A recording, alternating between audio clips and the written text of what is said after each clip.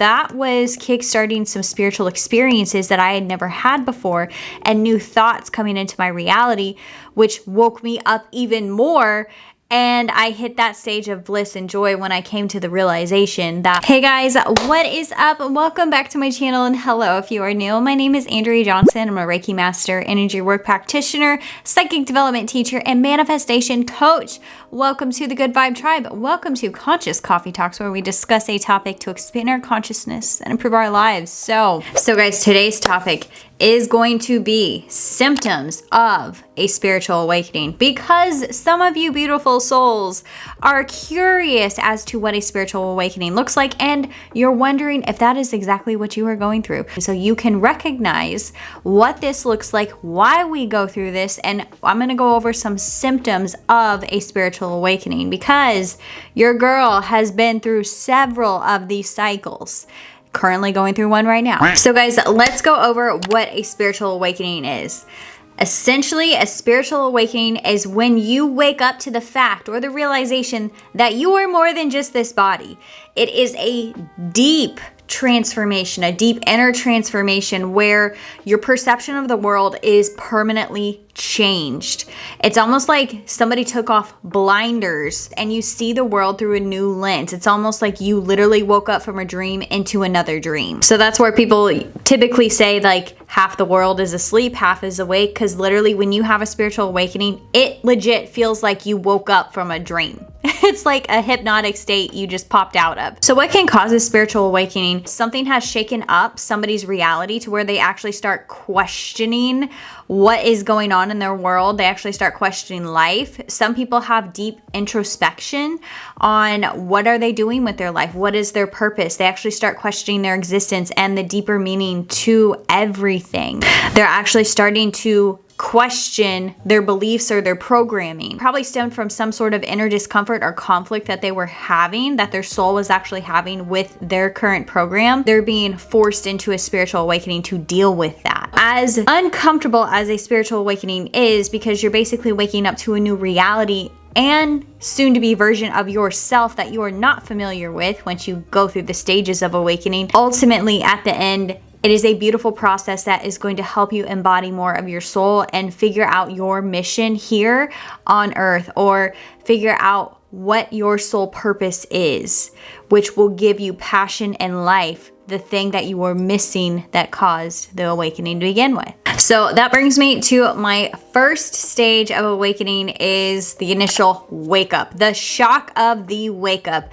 Guys, it's like your soul designs a reality to be like, hey, wake up. It's time to get going on your mission here on earth. So literally, it does feel like you woke up from one dream into another dream. It's like somebody takes blinders off of your vision and you literally see the world through a new perception, meaning you filter in your external reality through a new way of thinking. And usually this is more of a higher, expansive way of thinking. You're actually starting to question your own existence. You're starting to question what reality is, like what are humans doing here? You could be asking yourselves the deeper meaning of life. What is your connectedness to all of this? And why are you here as the human? Like, how did we even get here? So these are all the things that went through my mind when I first went through a spiritual awakening. Essentially, what caused mine was what I call the American dream. I was so unhappy in my life, but I couldn't figure out why I was unhappy, because I was doing everything that my program was telling me to do, which I call the American dream. That was just miserable. I couldn't accept that that's what life was meant for. I felt passionless in what I was doing. So therefore, I was living a passionless life, meaning AKA my soul was not being embodied here. So my soul was like, yo, Andrea down there, wake the F up. I want to play in the earth realm. So that's exactly what happened. Some people do go through traumas. This could look like a death happening in the family. This could look like an illness, a tragic event, something. Mine was more internal. I was feeling a lot of internal discomfort, and one day, like, it just hit me. I was driving down the road and my reality literally shifted, guys. Everything looked very dreamlike. I actually started getting sick to my stomach because I really felt like I was in a dream. Honestly, I probably dissociated myself from my reality, but nonetheless, that's what actually started the process of what the heck am I doing here? What am I doing on earth? What is my purpose? Because obviously there's got to be something more to life than this. So it's like that little idea just kind of like plopped itself in my head. Thank you, soul or higher self, for doing that. And that kick-started my spiritual awakening. And let me tell you guys, it's uncomfortable. That thought in itself is uncomfortable because it basically shattered my reality. And that was a scary thing. It's almost like your little box of protection that was protection, half-ass, that now like you were so uncomfortable in, but now that it's broken, it's a scary big world out there, but yet it's exciting. So a lot of mixed emotions going on here. Joy and bliss. Oh my gosh. I was so excited to actually come to the knowing or full understanding that I was more than just this body. I eventually came to that realization after the initial shock because you realize your interconnectedness to all that is. And you realize that there's something more that you are connected to beyond your physical body. And that is really exciting.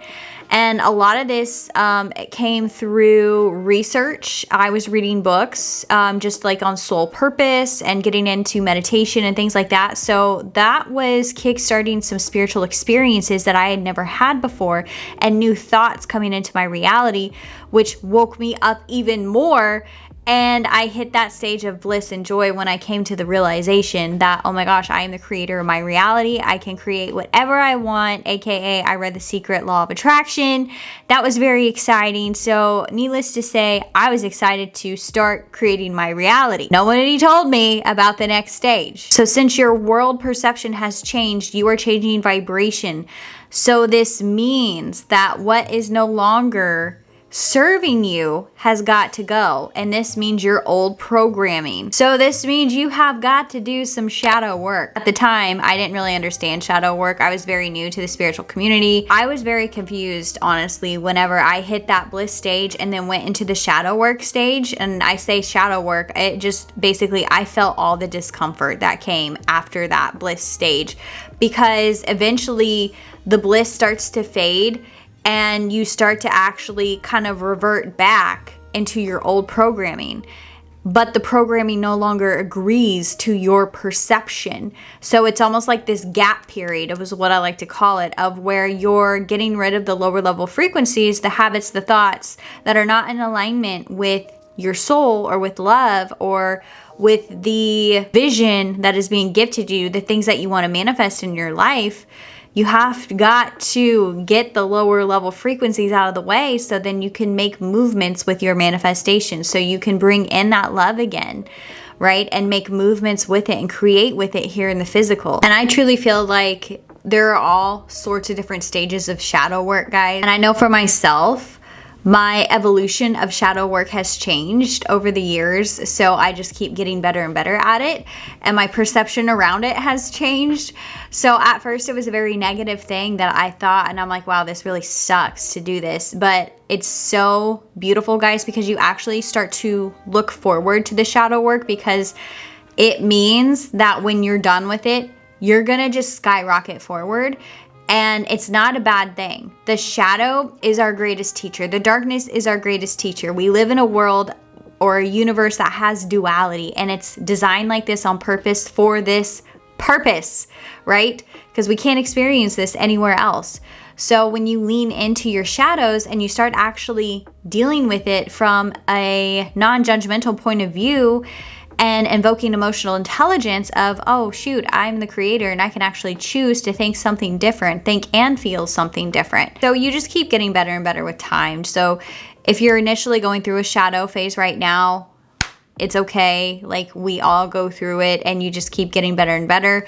But ultimately, it can be painful having to take the action to make the changes, which feels unsafe.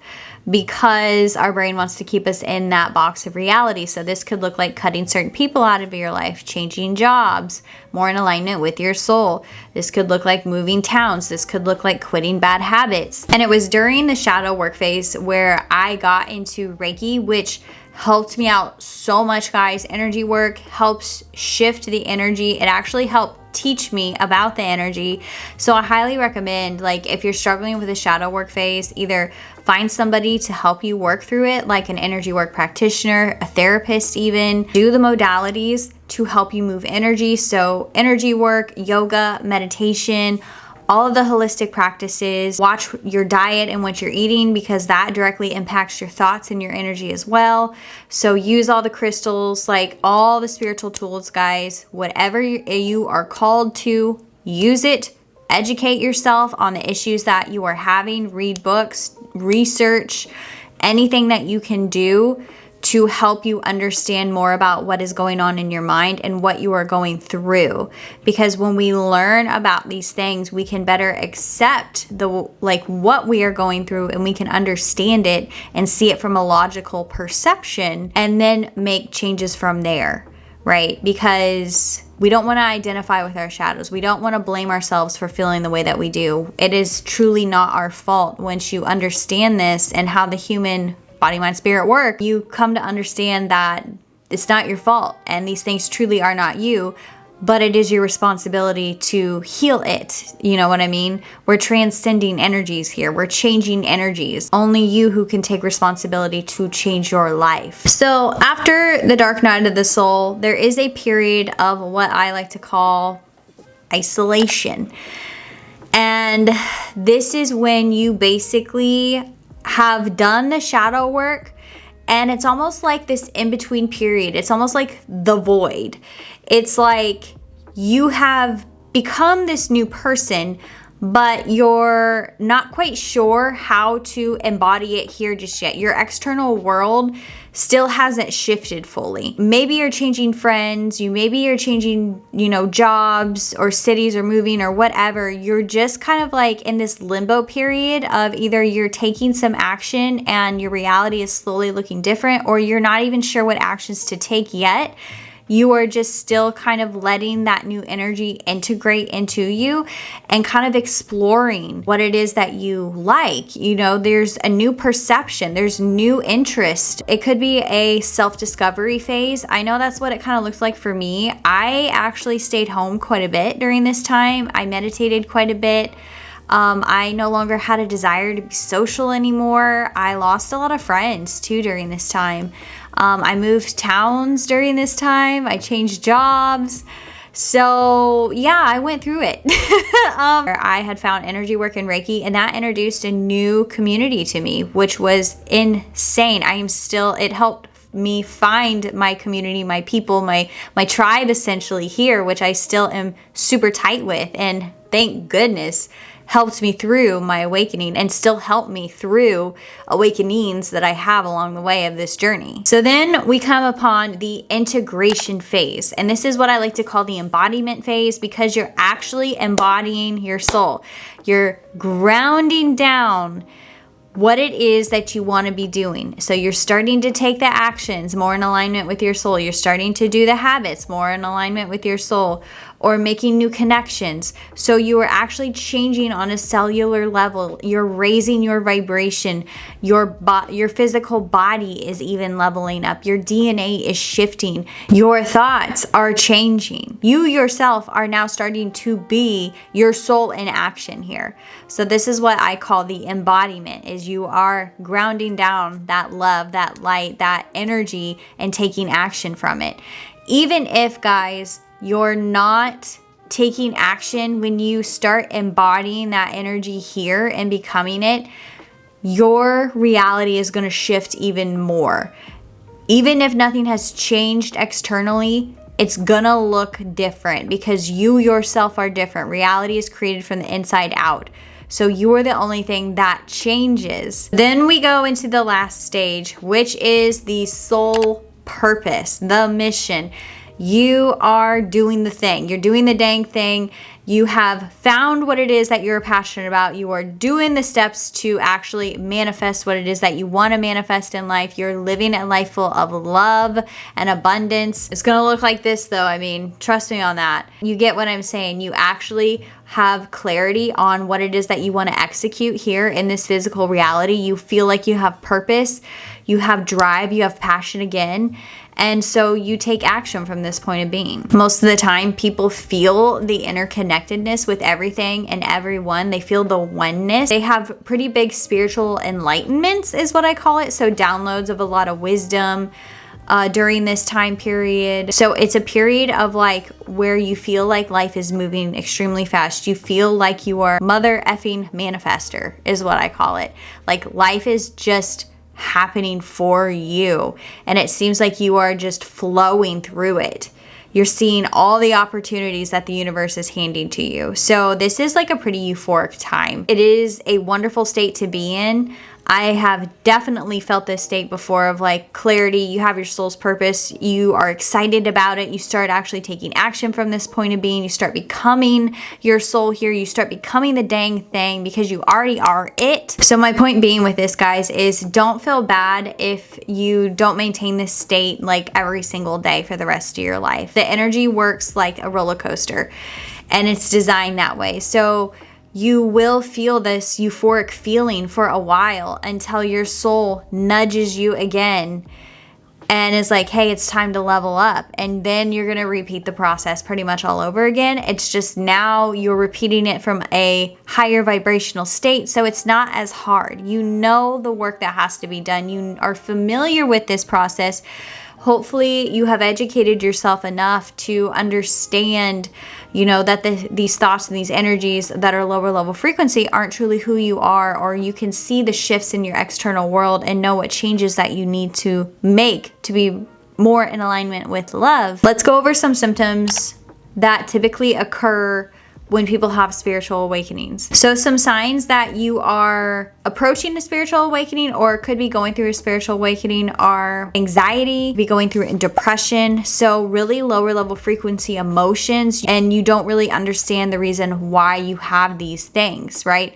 It's almost like they appear out of nowhere. You're not feeling joy, happy, love, bliss in your life, but yet you don't know why you don't feel these things. So this is sign from your soul that it's time to wake up. It's time to take your power back. It's time to make the changes in your life and step into the highest version of yourself.